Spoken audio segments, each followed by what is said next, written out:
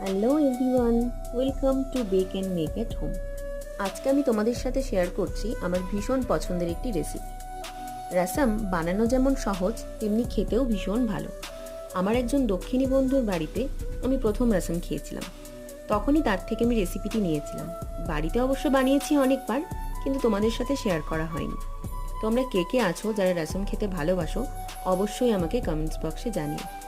আমি আর আমার মেয়ে কিন্তু ভীষণ ভালোবাসি সাউথ ইন্ডিয়ান ফুড খেতে। আজকে আমি বানিয়েছি টমেটো রাসাম। ভাতের সাথে এই রাসাম আর পাঁপড় হলে আর কিচ্ছু লাগে না।